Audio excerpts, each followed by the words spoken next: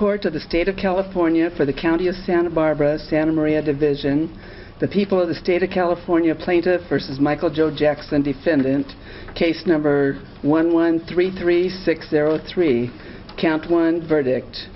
We, the jury, in the above entitled case, find the defendant not guilty of conspiracy as charged in count 1 of the indictment. And you don't really need to hear the rest, do you? The court clerk announced the verdicts, and it was not guilty over and over and over again, all 10 counts. Good afternoon, and welcome to Both Sides in our special coverage of the Michael Jackson trial. I'm Kimberly Guilfoyle Newsom. And I'm Vinnie Politan.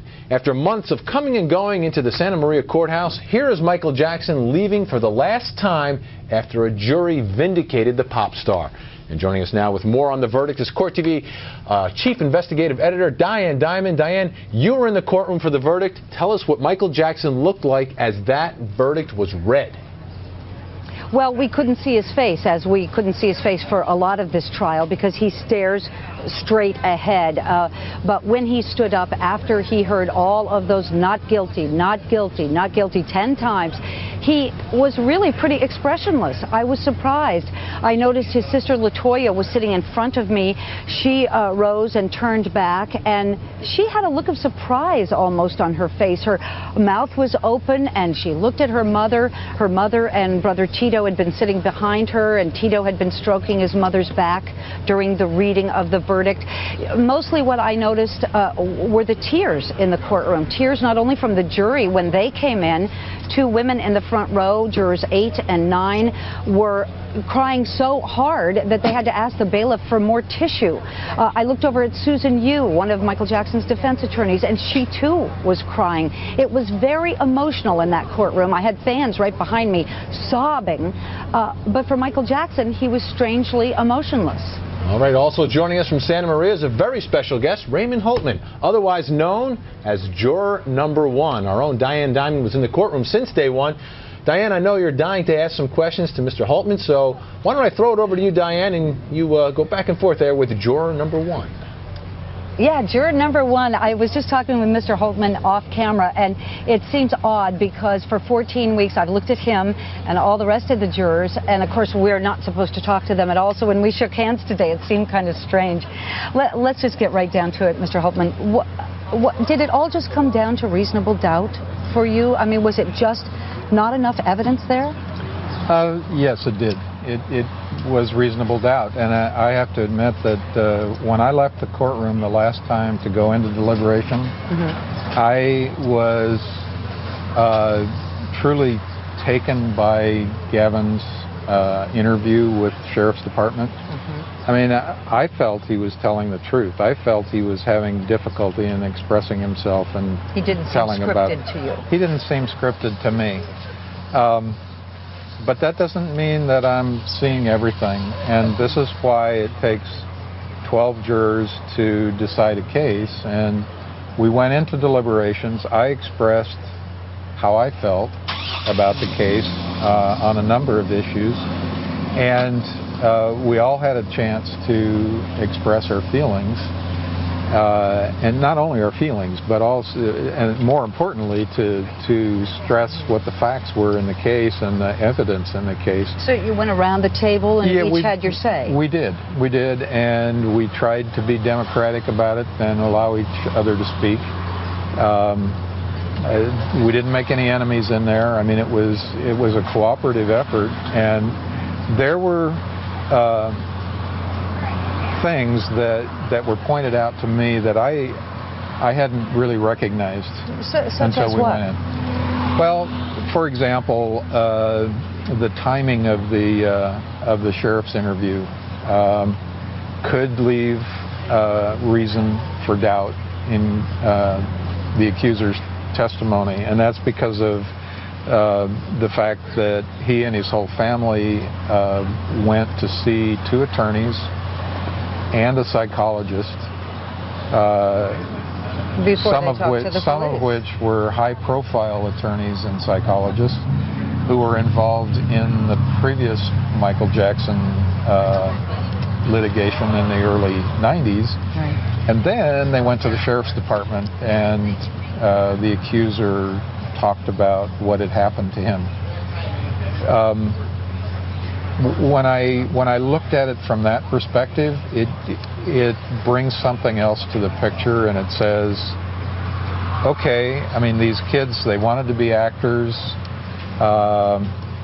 They've seen attorneys and a psychologist before going to the sheriff's department, the J.C. Penney case, the lies that we could pick out. And we actually sat there in the jury room for at least a half a day and tried to identify the lies that the accuser had told on the witness stand, and the lies. The young boy, not his mother. Right. Yeah, the young boy. He's the accuser. He's one of the 10 counts that we had to look at. Right. And that's primarily what we looked at, and that's why at one point in the deliberation we actually asked for the testimony for the accuser to be read back. Right, and once you were having that read back, we thought there was no way there was going to be any verdict, and you have said that it surprised you too. Another quote that I've seen from you is, I feel that Michael Jackson has probably molested boys, but just not in this case. And I still feel that that's true. I mean, it seems a little bit contradictory when you look at the way the verdict came down, but in reality, we were asked to look at the entire evidence in the case. I'm sorry, didn't mean to interrupt you. No, that's all right. How did the boy's mother's testimony come into this? If you had already determined that the young boy had lied, how did you all weigh his mother's testimony? Well, her demeanor was irritating. I mean, it probably wasn't as irritating to me as it was to some of the other jurors, because I tried to overlook that, and you don't take it personally. But to me, what it did was it reinforced the possibility that the accuser could be lying, just because of her past history in handling of the J.C. Penney case and other things that came out in the trial. You mentioned the 1993 case, and that young boy's mother came here and testified. You know, so many, and one of the jurors yesterday in your news conference said, you know, what mother would allow her children to go and sleep at Neverland or with anybody? Well, that sort of gave me the indication that she, and maybe more of you, thought that there was something untoward going on out at Neverland. And did you know the amount of money that the 1993 accuser got? Was that brought up? No, I didn't know the amount. And as far as you know, pointing at the mothers and saying, well, you know, how can you be responsible? I think that it says something about any mother who would allow themselves to sleep with a 46-year-old man when you're a preteen. I mean, it just, in our society, to me, it just doesn't make sense. So why do you do that? You have a 46-year-old man who sleeps with boys. Yeah. You have pornography. You have alcohol, apparently, and we're going on the testimony that came out in court. A lot of smoke there. Nobody saw fire there but you? I'm not saying that because I think that the majority of the jurors were looking at a not guilty verdict, but there were at least 3 of us that I think could see at least the embers of the fire. But you know, we were challenged, and because it's a felony charge, it has to be beyond a reasonable doubt, and that's, if we could find that anywhere, then that's where we had to go. And that is what Tom Mesereau stressed over and over again. Mr. Hultman has said that he will stay with us for the half hour, so I'll throw it back to you in New York. Thanks, Diane. We've got a lot to talk about with Mr. Hultman, and we're going to hit him with some of the evidence in this case and get his reaction after this break. But we also want to know what your thoughts are about the verdict in the trial of Michael Jackson. We want to know. So head over to your computers really quick. Send us an email to both sides at CourtTV.com. Later in the show, we'll be answering some of your emails that we received in the next 2 hours. So send your questions in now.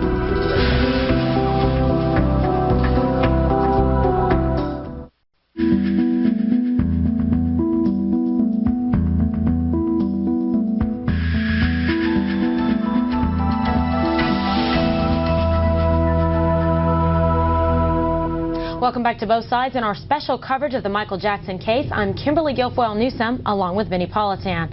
Well, we are lucky enough today to have one of the jurors, juror number 1, Mr. Raymond Hultman, who joins us today. He deliberated the fate of Michael Jackson, and he's on the show with us here today. We want to ask you, sir, about some key pieces of evidence that were presented in court and what you and some of the other jurors thought about them. First up, we'd like to talk to you about the testimony of the maid's son. Did you think that he was credible, and did you know that he received a $2 million settlement from Michael Jackson? First of all, I do think his testimony was credible, and I wasn't aware that he had received a $2 million settlement. The fact that he had received a $2 million settlement would even make his testimony more believable in my mind. All right, Mr. Hultman, what do you think about Michael Jackson's outtake video, which was the behind the scenes of the Martin Bashir documentary that was played for you several times? It ran a couple of hours. Yeah, I think it didn't add a whole lot of information for me to work with. I mean, I pretty much knew what Michael Jackson would say and where he was coming from, and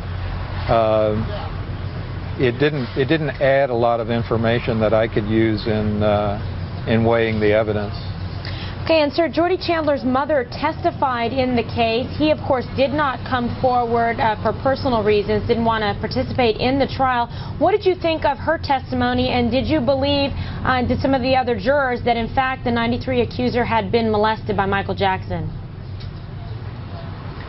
Well, I believe that there was evidence with not only June Chandler's testimony, but also with the other early 93, 94 witnesses, namely Wade Robson and Brett Barnes,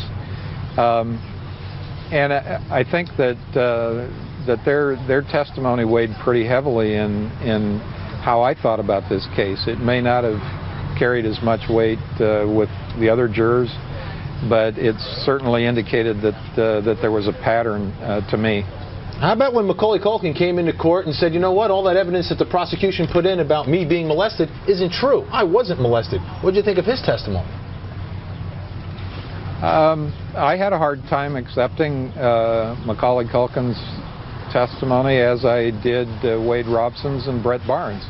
Brett Barnes particularly was the witness whose sister claimed that he had slept 395 days in a row with Michael Jackson, and I just have a hard time accepting that. Okay, and sir, what about the books that were shown, the adult material? For example, that controversial book, The Boy, that has all of the very indecent photographs in there of young boys. What did you think of that, and what did the jurors think? Did you think that was normal, healthy material for a heterosexual 46-year-old man to have? You know what? I honestly didn't really consider that piece of evidence as being that valuable, because I think that that evidence came from the 93, 94 accusations.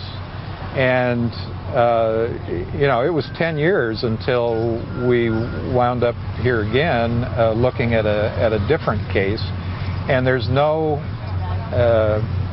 evidence that a book like this was ever found in the current case. I think that's why I kind of gave it a little less weight than I would some of the other evidence. But, sir, could I jump in here, Kimberly? Yeah. Kimberly, just Mr. Holtzman, there were 2 of these big coffee table-sized books, at least 2, yes.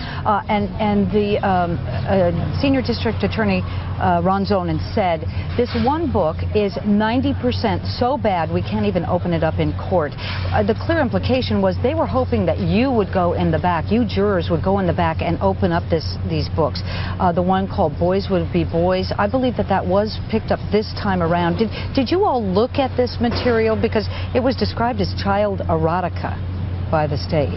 We did look at some of the material. We didn't look at all of the material. I think most of the jurors, well, I can't speak for most of the jurors, but from my perspective, I think I had seen probably enough evidence in the courtroom to make a decision on the pornography or adult material issue. But as you said in the press conference, he wasn't charged with that.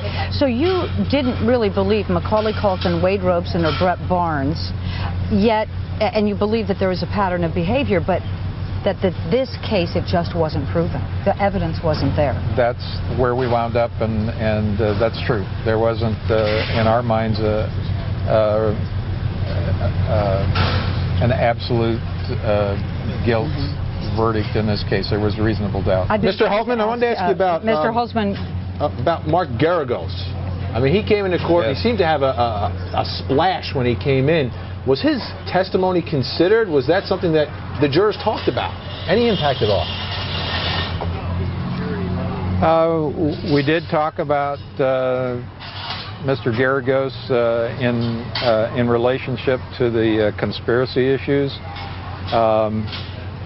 Whether the conspiracy team, if you want to call it that, was acting in the best interest of the accuser and his family, or whether it was a protection maneuver on the part of Michael Jackson. And a number of the jurors felt that there was a reasonable possibility that all of this was in some way being done to help protect the accuser and his family from the media. So how can you then go from that and say, well, that there was a conspiracy to do something else? And Mark Geragos was involved in all of this, but it really, in the end, I don't think really weighed that much on the jury's decision. All right, Mr. Hultman, we'll ask you to stay there with us. We're going to take a quick break. Lots more questions with juror number 1 when we return. What did you think of her testimony? She was a witness for the prosecution. Well, needless to say, I was a little bit surprised. I kept hearing Debbie Rose say certain things about there was the entertainer Michael Jackson, and then there was her Michael Jackson, and I kept thinking that she was going to come out with some things, and that she was going to say some things that would be derogatory to Michael Jackson, and I didn't hear it, and I was a little surprised at that, and at least that was my reaction. Yeah, Raymond, some people thought she was kind of a double agent. Believe me, the prosecution thought she was going to testify to things and then changed her mind on the stand. I want to ask you about Ralph Chacon. He's the former security guard at Neverland, and he gave some very graphic and compelling testimony about the '93 accuser and what he saw happen, specifically talking about oral sex and issues playing with the child's nipples, etc. What did you think of that testimony? Well, you know, in the end, I don't think I put that much credibility into that testimony, or I think it was Kasim Abdul and also Adrian McManus. They were kind of the team of that era that was going after Michael Jackson for a number of things, and there were just things about these witnesses that I had a hard time believing. And did you believe that didn't happen? I wasn't sure. I mean, to me, there was a little credibility gap in there, or something going on. I mean, they had obviously brought a case against Michael Jackson and lost. And you know, what's that all about? It just left a lot of questions in my mind, and I kind of discredited a lot of it. I think Diane has another question for you. I do. You know, Tom Sneddon, the district attorney, yesterday at a very short news conference and then later in an interview with us, talked about lessons learned and the lesson of celebrity, sort of a not guilty by reason of celebrity. Did that factor into it? I mean, I know your foreman said we had to put it aside and think of him just as a human being, but he's Michael Jackson, and you looked at him every single day. Yeah. one of the first things that we did in the deliberation room was to make sure that that was not an issue in any of the jurors' minds, that he would be treated like any other individual. This same issue we readdressed, I think, maybe on the second day that we deliberated, and I think that maybe I was a little bit more challenging to the rest of the jurors than the other way around, and I brought this concept back again of being a celebrity and not being a celebrity. And if his name was Michael Smith instead of Michael Jackson, would you have treated it differently? Well, or if it was Ray, what's his name, you know? Right. And I used that analogy in the deliberation room, and I'm not sure I got really a satisfactory response to that. I mean, it was kind of obvious that, well, there may be a difference there, because certainly if a lot of these charges were being brought against me, I don't think that it would be as easy for me to walk away from this. It might not have been as hospitable. Right. Can I ask you your opinion and your other fellow jurors' opinions about Tom Sneddon? Over and over, Tom Mesereau said, he referred to him as the government prosecutor, and he talked about early on a vendetta that the district attorney had. Did that factor into your deliberations? Did anyone bring that up? No, I think the jury picked up on that right away. That, I mean, this is the defense way of saying that, okay, Michael Jackson is being punished by City Hall, and you can't control City Hall, and basically that's what he was saying when he was talking about the government. But we also understood him to mean that he was talking about the people versus Michael Jackson, and I don't think any of that worked at all. Interesting. Mr. Hultman, we also have the mystery of the pink box, Kimberly and Vinny. Every day when we talked with you all, we said the jurors have arrived with a pink box, and we thought maybe it was somebody's birthday, and then he was carrying it one day, and we thought, well, maybe it's Ray's birthday, although we didn't know your name then. Fill us in on the mystery of the pink box.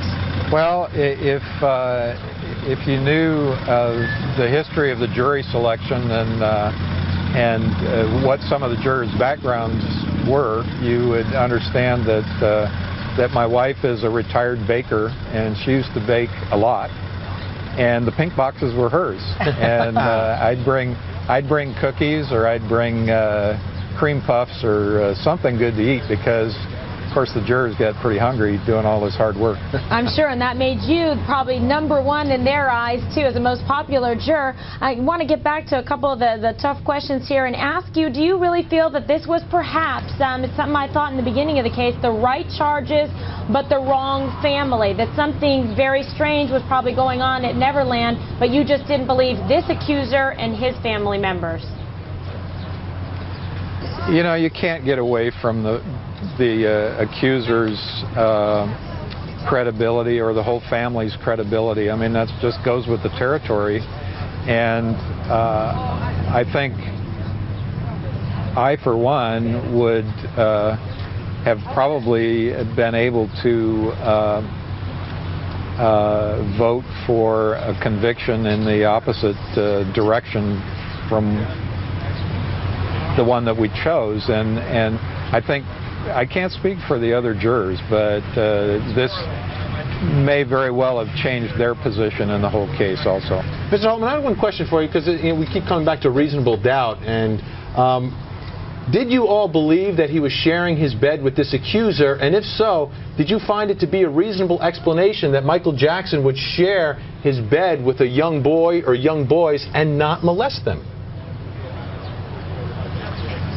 Well, in the case of the accuser in this trial, it could very well have happened, but he wasn't being accused of sleeping with Michael Jackson, and I think the pattern was there, because in my mind the pattern was set in the early 1990s from the evidence that we saw, but you know, to conclude in this case that, yeah, okay, Michael Jackson did sleep in the same room with the accuser, it still doesn't make him guilty of the crime that he was charged with. All right, Raymond Hultman, juror number 1, thank you so much for joining us today. I know you're very, very busy, jumping all over the place. We appreciate your time. A little tired also. Yeah. Go home, have some cookies. Your wife will bake them for you, right? Well, there you go. We're going to have more from Santa Maria in just a moment as we cover the aftermath and the verdict against Michael Jackson. But right now, let's check in with Len Cannon in the Court TV News Center with the rest of the day's legal news. Went through a lot of fingerprints, latent prints, ridges, you name it. I think we heard it all, things we've never even thought about. But again, the fingerprints, I think, had a lot not to do with the case because those are adult magazines. Anyone can own them. Welcome back. We are taking a look at the Michael Jackson verdict. It was a clean sweep for the defense, a total not guilty on all counts, leaving a lot of court watchers scratching their heads. Of course, a lot of fans were jubilant outside the Michael Jackson courthouse. Let's go to a new guest joining us, Juror number 1, Raymond Hultman. Thank you for being with us, sir. Good to be here again, Nancy. Mr. Hultman, I find it really interesting that the jury believed the fingerprints meant nothing. This little boy's fingerprints was on adult pornography. Well, I think that the implication there is that these boys were known to get into all kinds of things at the ranch, and I think what's being implied is that there could possibly have been no knowledge on Michael Jackson's part that these boys were getting into things that they shouldn't get into. So I think that's what was being inferred. Oh, okay. So the fact that Jackson's fingerprints and the little 13-year-old boy's fingerprints were on the same porn, that could have been the boy's fault. Is that what you're saying? To me, it means that they didn't necessarily occur at the same time. Okay. That Michael Jackson didn't necessarily cause this to happen. And regarding the drinking the wine, several witnesses stated they saw the boys basically drunk running around Neverland. I guess they got into the wine cellar themselves and got the wine out. Would that be the jury's reasoning? Well, I think that was part of the testimony, is that that they were actually seen taking alcohol from the kitchen area, and you know, there's just too many possibilities where the alcohol was not a direct result of anything that Michael Jackson did. These were issues, but you know, they were difficult ones to consider. Mr. Hultman, did you believe the youth minister that stated he had been molested by Jackson in the past? Yes, I did. Yeah, I thought he was a very credible witness. Well, I guess my reasoning would be, if you believe Jackson is a child molester in the past, and he is sleeping with this little kid now, night after night after night after night, in their underwear, in the bed, alone, what do you think he was doing in there? Well, I mean, it certainly leaves questions in my mind, but the difficulty that the jury was having is that it didn't seem to be necessarily believable that it happened. I mean, there were too many other things involving the Arvizos or the accuser and his family in this case that would at least give you some reasonable doubt. My question is, what you're saying to me is that you believe that Michael Jackson is a child molester. Is that correct? Well, I've seen evidence that points in that direction and that would indicate that there's a pattern for this possibility to exist. Well, thank you for that. So what I'd like to know is, do you think that a child molester could actually be sleeping next to a boy night after night and not make any advances toward them, someone who has that history and the pattern as you so correctly pointed out? No, I think if the person is a child molester, then I think what you say is true, but we haven't convicted Michael Jackson in this case of child molestation on the victim that was named, the alleged victim that was named in this case. Well, but I understand that, but the alleged victim is saying the same thing as the other victim. He's saying that Michael Jackson molested him, a child, and he's still a rather young man, is saying that this happened to him just as much as the other person, the other man, was saying that it happened to him. And so one of them is believable, but the other one is not. Is that what you're saying? I think that's a correct scenario. We looked very carefully at the accuser's history and found that there were significant times in his testimony that he did lie, and there were times in his past on the J.C. Penney case, for example, where it could be shown that he lied in that case also, and it just really goes to the believability of the alleged victim in this case. Sir, what do you think that the current accuser lied about? Well, there were a number of things, and I don't think I can, sit here and start enumerating them, and I don't think that's necessary. But I think the primary point here is that the jury did consider all of this, and we spent probably a half a day, in my estimation, just looking at the accuser's testimony and possible points in his testimony where he could have lied, and places where we actually thought that he did lie. So we looked at those, and we looked at them carefully, and we weighed that evidence. I think it's really important when you base a decision, of course I'm not on the jury, when you base it on somebody's credibility and you say this kid's a liar, lied about what? I think it's very important to know why you think he's a liar. Art Harris, question for the juror?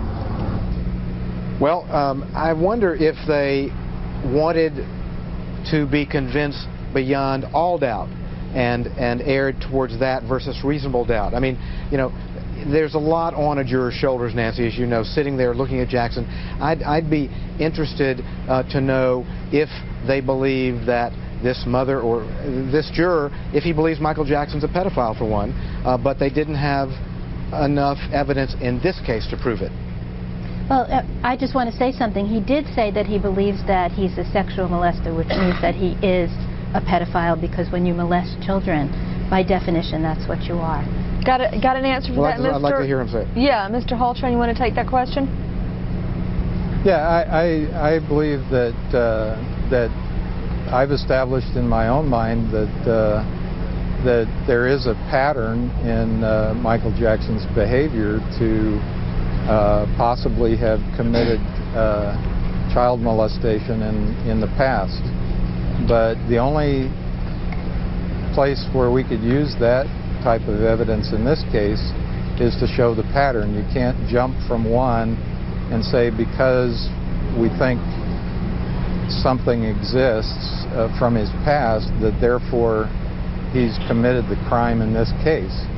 And we had to look specifically at this case and specifically at the 10 counts and decide whether we actually believe that this child had been molested, and we concluded that there was sufficient doubt to indicate that Michael Jackson was not guilty. Follow-up, Art? Well, I just wondered if Mr. Hultman has children or grandchildren, would he allow them to go to spend the night parties at Neverland? No, to answer your question, I wouldn't. And, you know, that would just be my preference based on what I feel about the things that I've learned in this case. But, you know, in this case, we had to set a lot of our personal feelings and ideas aside in order to really analyze the facts in the case and make the decision on the facts. And in this case, we determined that the prosecution hadn't shown enough evidence to erase the reasonable doubt. We are taking a quick break, everybody. As you know, Closing Arguments has teamed up with the Carol Sun Carrington Foundation